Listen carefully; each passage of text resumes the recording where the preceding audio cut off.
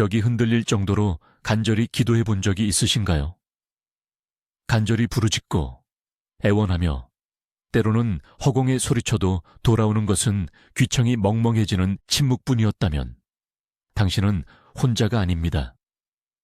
이는 아마도 신앙인에게 가장 고통스러운 질문 중 하나일 것입니다.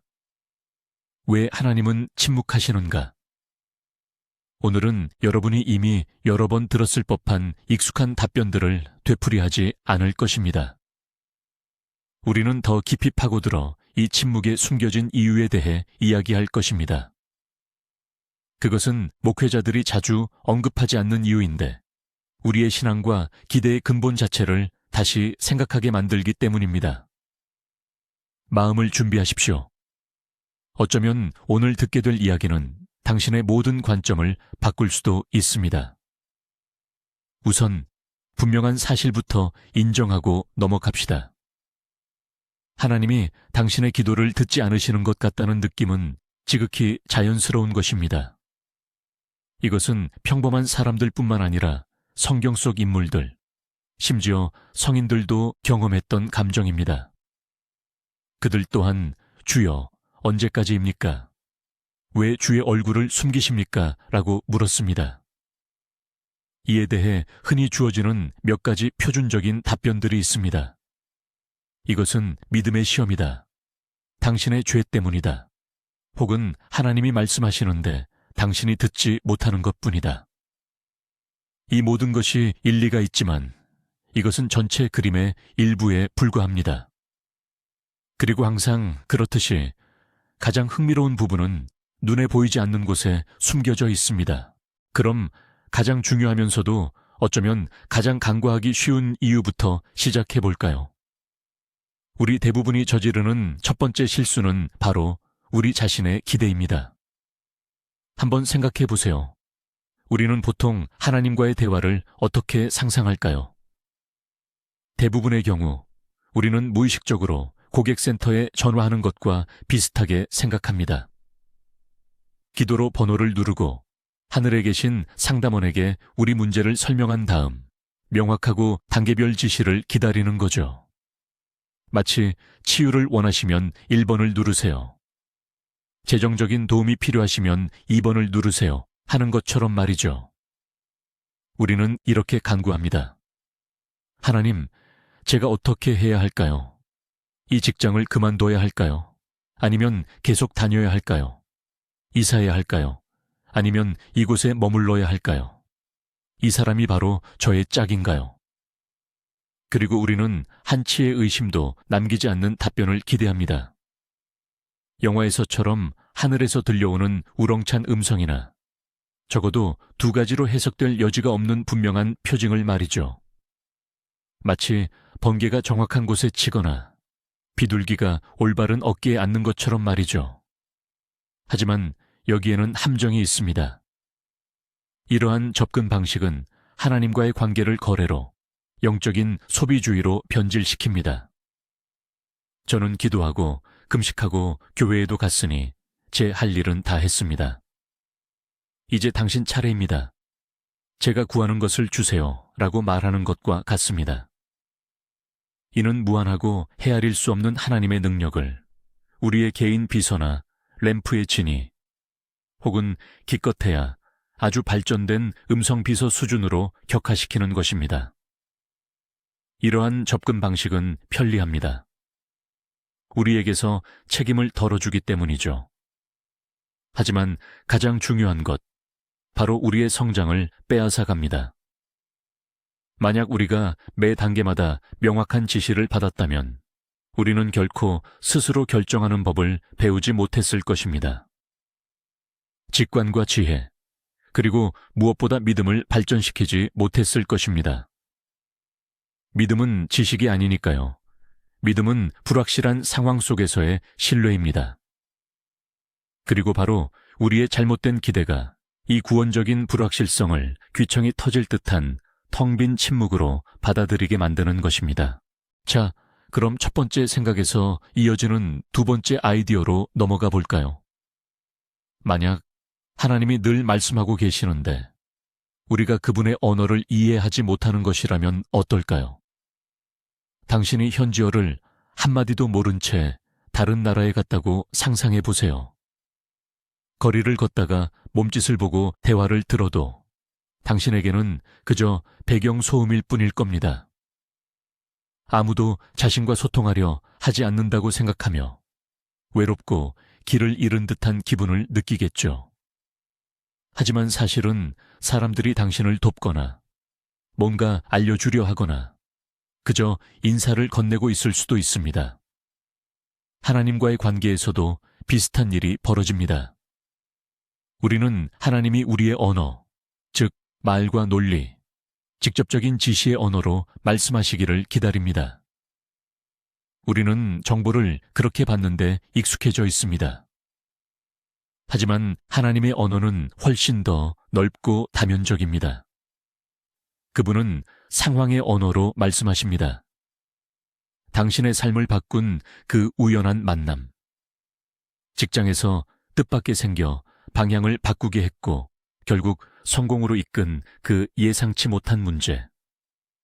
가장 필요한 순간에 우연히 눈에 들어온 그 책. 우리는 종종 이것을 우연의 일치라고 부르죠. 하지만 이것이 바로 그분의 응답이라면 어떨까요? 그분은 조용한 깨달음의 언어로도 말씀하십니다. 산책 중이거나 샤워 중에 문득 떠오르는 생각. 그래, 이게 맞아. 혹은 아니, 여기로 가지 마라고 알려주는 내면의 느낌. 즉, 직관. 이것은 큰 소리가 아니라 우리 마음 깊은 곳에서 들려오는 조용한 속삭임입니다. 그것을 들으려면 우리 자신이 잠잠해져야 합니다. 자신의 요청을 소리치는 것을 멈추고 그저 우리 내면의 고요함을 들어야 합니다. 그분은 다른 사람들을 통해서도 말씀하십니다. 때로는 가장 예상치 못한 곳, 친구나 동료, 심지어 우연히 지나가는 행인으로부터 필요한 위로의 말이나 현명한 조언이 찾아오기도 합니다. 문제는 우리가 이 주파수에 맞춰져 있지 않다는 것입니다. 우리의 내면 수신기는 우리 자신의 욕망, 두려움, 기대의 소음으로 가득 차 있습니다. 우리는 천둥과 번개 속에서 기적을 찾지만 기적은 조용한 바람결과 함께 찾아옵니다. 그리고 우리가 이러한 미묘한 신호들을 알아차리는 법을 배우지 못한다면 우리는 늘 하나님이 침묵하고 계신다고 생각할 것입니다. 이제 우리 이야기의 핵심에 다다랐습니다. 교회 강단에서는 좀처럼 언급되지 않는 숨겨진 이유입니다. 그것은 불편하고 우리를 성숙하게 만들기 때문이죠. 그 생각은 단순하지만 놀랍습니다. 하나님의 침묵은 그분의 부재나 무관심의 증거가 아닙니다. 그것은 우리의 자유가 지불해야 할 대가입니다. 잠시 이 점을 생각해 보세요. 자녀에게 걷는 법을 가르치는 현명한 부모를 상상해 보세요. 부모는 아이의 손을 영원히 꽉 잡고 있지 않을 겁니다. 언젠가는 손을 놓아주어야 하죠. 부모는 몇 발자국 뒤로 물러나 숨죽이며 아이가 비틀거리며 첫 불안정한 걸음을 내딛는 것을 지켜봅니다. 넘어질까요? 네. 아플까요? 그럴 수도 있습니다. 하지만 그래야만 아이는 스스로 걷는 법을 배울 수 있습니다. 만약 부모가 오른발 이리 와, 이제 왼발, 문턱 조심해 하고 계속 소리친다면 아이는 자율적인 인격이 아니라 지시에만 따르는 불안정한 사람으로 자라게 될 것입니다. 이 중요한 순간의 부모의 침묵은 무관심이 아닙니다. 그것은 자녀에 대한 사랑과 믿음의 가장 높은 표현입니다. 이제 하나님께서 침묵하지 않으시는 세상을 상상해 보세요. 우리의 모든 기도에 즉각적이고 명확한 지시가 답으로 돌아오는 세상입니다. 저기로 가라. 이렇게 말해라. 이 사람을 사랑해라. 와 같은 지시들 말입니다. 그런 세상에서는 실수는 없을 겁니다. 물론입니다. 하지만 선택의 여지 또한 없을 겁니다. 우리는 그저 하늘의 프로그램을 완벽하게 수행하는 꼭두각시 바이오 로봇에 불과할 것입니다. 그런 세상에 진실하고 순수한 사랑이 존재할까요? 아니요. 사랑은 오직 자유로울 때만 가능하니까요. 명령으로 누군가를 사랑하게 할 수 있을까요? 물론 불가능합니다. 바로 그렇기 때문에 하나님의 침묵은 버리거나 무시하는 것이 아닙니다. 그것은 우리에게 주신 가장 위대한 선물입니다. 그분이 우리를 위해 남겨두신 신성한 공간입니다. 우리가 배우고 실수하고 성장하며 궁극적으로는 믿을지 말지, 사랑할지 말지 우리 스스로의 의식적인 선택을 할 수 있는 공간입니다. 우리의 인격이 탄생하는 고요함입니다. 그리고 이것이 바로 우리가 가장 큰 소리로 외칠 때, 때로는 침묵만을 돌려받는 가장 중요하고 숨겨진 이유입니다. 자, 이제 중요한 전환점입니다. 한번 생각해 봅시다. 만약 하나님께서 우리의 모든 기도에 크고 명확하게 응답하신다면 어떨까요? 마치 엄한 부모님처럼 계속해서 저리로 가라, 이것은 하지 마라, 저 사람과 대화해라 라고 말씀하신다면요. 우리의 삶은 내비게이션을 따라가는 것과 같아질 겁니다. 선택의 여지는 사라지고 말겠죠. 신뢰로서의 믿음이 설 자리도 없을 겁니다. 그리고 가장 중요한 것은 사랑이 설 자리 또한 없어질 것입니다. 사랑은 오직 자유로울 때만 가능하기 때문입니다. 하나님의 침묵은 그분께서 우리를 위해 의도적으로 남겨두신 공간입니다. 그 공간에서 우리는 스스로 결정을 내리는 법을 배우고 그에 대한 책임을 지는 법을 배웁니다. 명령에 따라 신뢰하는 것이 아니라 자유롭게 믿음을 선택했기 때문에 신뢰하는 법을 배웁니다. 그분의 침묵은 우리를 무시하는 것이 아닙니다. 오히려 우리와 우리의 자유의지에 대한 최고의 존중입니다. 그분은 프로그램을 실행하는 로봇을 원하지 않으십니다. 넘어지고 멍이 들어도 스스로 걷는 법을 배우는 아이들을 원하십니다. 그리고 그분은 언제나 잡을 준비가 되어 옆에 계십니다. 목소리가 아닌 보이지 않는 지지로서 말입니다. 그렇다면 어쩌면 가장 중요한 질문은 왜 하나님은 침묵하시는가가 아니라 그분의 침묵이 내게 주는 그 자유를 나는 어떻게 사용하고 있는가 일지도 모릅니다.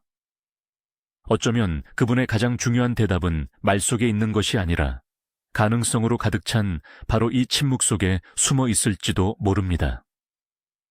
이 영상 끝까지 시청해 주셔서 감사합니다. 이 생각이 흥미로웠다면 좋아요를 누르고 채널을 구독하여 새로운 깊이 있는 분석들을 놓치지 마세요. 이제 여러분께 질문 드립니다. 이 침묵을 어떻게 느끼시나요? 말이 아닌 사건이나 내면의 느낌을 통해 응답을 받은 경험이 있으신가요? 댓글로 여러분의 이야기를 공유해 주세요. 함께 이야기 나눠봐요.